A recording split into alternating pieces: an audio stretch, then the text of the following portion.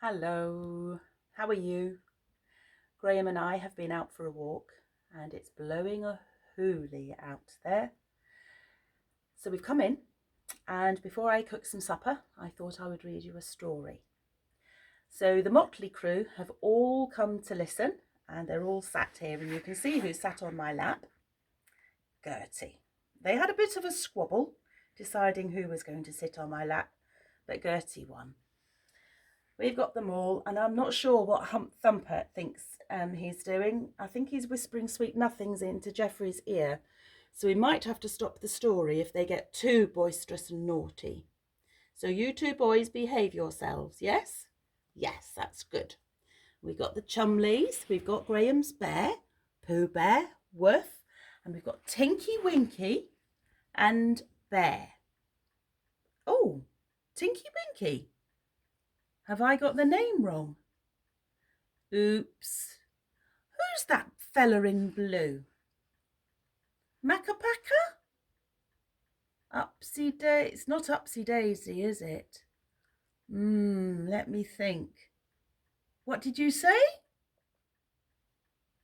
Ickle Pickle! Of course. Right, shall we get back to the story? Okie dokie. Right. We've got All Afloat on Noah's Boat by Tony Mitton and Guy Parker Rees. So, let me get settled with the book. Here we go. Oh, look, there's Noah. Who does he look like? I think I know who you're saying. He's got not enough hair, though.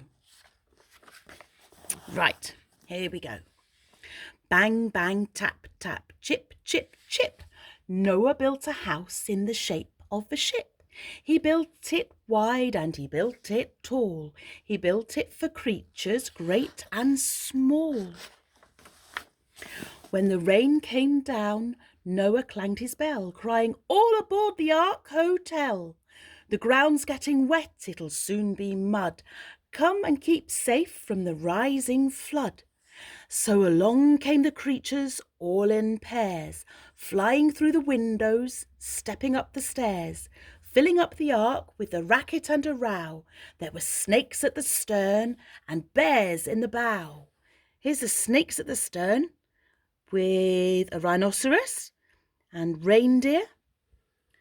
And then over here we've got the bears in the bow, sensibly with an umbrella. Down here, we've got Noah ringing his bell. We've got lion and a lioness. Monkeys, they've also bought a very posh umbrella. And then over behind them, running very fast, we've got ostriches. They look very worried, don't they, in the rain? Hey.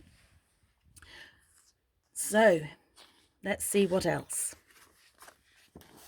The rain rattled down on the great big boat till the water rose and made it float. All they could see was the flood and the sky, but aboard Noah's Oak they were safe and dry. Well, the days went by and the weeks went past, and it seemed that the flood would last and last. All those creatures, packed so tight, got bored and snappy till they felt like a fight. The camels got the hump. The snakes got the wriggles. The hyped-up hyenas both got the giggles. The lions and the leopards turned mean and catty, and boy, those rodents sure were ratty. There were animal tantrums and insect tiffs, and the birds nearly came to feathery biffs. So Noah stood up, saying, "Hush and hark. Any more fuss, and you're off my ark." The rain's stopped falling, but the flood's not done. So while we're here, let's have some fun. We'll all get ready for a talent show. You can all do something, isn't that so? Clever old Noah, that did the trick. There were no more quarrels or fights to pick. When at last it was time to begin the show, old Noah said, "Well, are you ready? Go!" So the animals came on 2 by 2 to show the things that they could do. The frogs sprang on doing hyper hops. They flipped all over the tabletops. The toucans played a rhythmic peck with tapping beaks upon the deck. The elephants dipped their trunks in the sea and blew high fountains ready, whee! But nobody heard the caterpillars croon. They were wrapping ourselves in a tight cocoon. The snakes both tied themselves in knots. The leopards wriggled all their spots. Oh, what a rumpus! Oh, what a row! That talent show's got busy now. But the poor little caterpillars lay quite still, all wrapped up on the window-sill. Can you see them down there? They're tucked nice and warm, aren't they? The crocodiles balanced on the tips of their tails. The monkeys screeched out, "Mega whales!" Their talent show was such a ball, there's not the space to tell it all. And the caterpillars thought, they're all so good, we'd both join in if only we could. But when the show was nearly through, Noah whispered, "One more act to do." Each caterpillar's tight cocoon looked like it might crack open soon. Can you see them down here? Look at all the animals watching. What could the caterpillars do? When caterpillars tuck themselves up into their little cocoon, can you remember what happens? What do they turn into? They turn into butterflies or moths, don't they? Let's see what these two turned into. Are you ready? Oh, wow! Then out they burst. Surprise, surprise! They'd both turned into butterflies. They spread their brilliant wings out wide, and every single creature sighed. Wow! They're beautiful, said Noah. Oh my!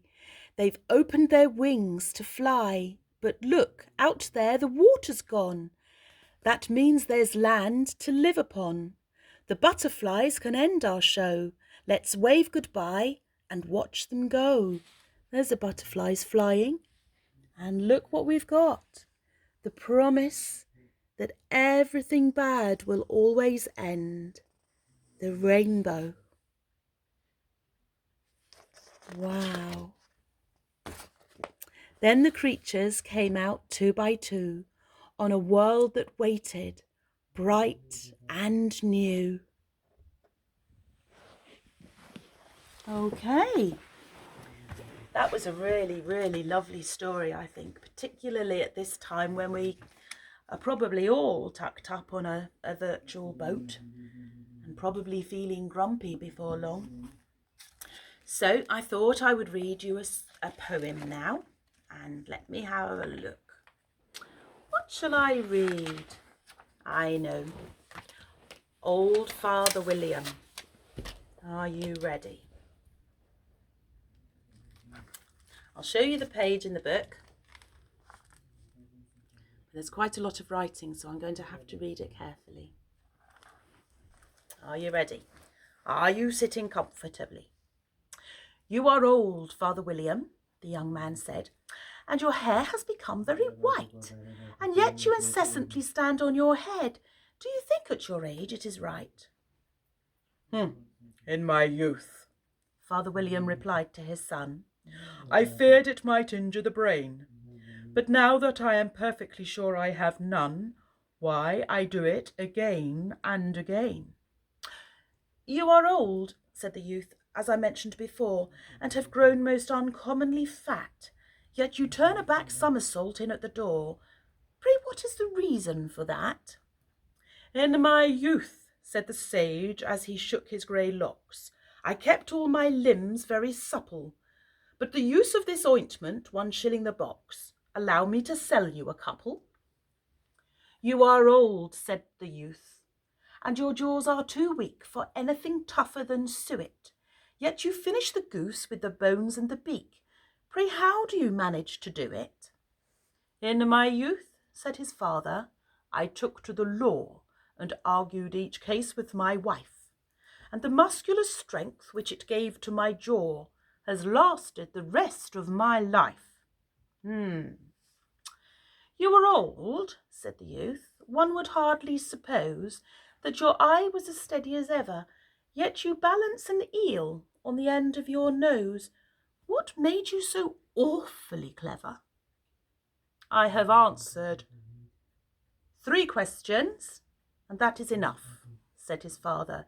Don't give yourself airs. Do you think I can listen all day to such stuff? Be off, or I'll kick you downstairs. And that poem was written by Lewis Carroll. So, that's the end of story time today. I'm going to go and make some supper for Grandad and Marjorie and Graham and myself. And I think Gertie has fallen asleep. I don't think that was quite the idea, Gertie, but that's fine. So you have a lovely evening with Mummy. And if you could do me a favour, could you give Mummy a big cuddle and a sloppy kiss? And Mummy, could you give Holly a big cuddle and a sloppy kiss? And they're from Granny.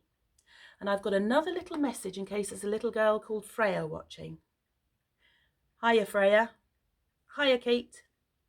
Hiya, Elliot. Hope you're having a lovely day. See you soon. Bye.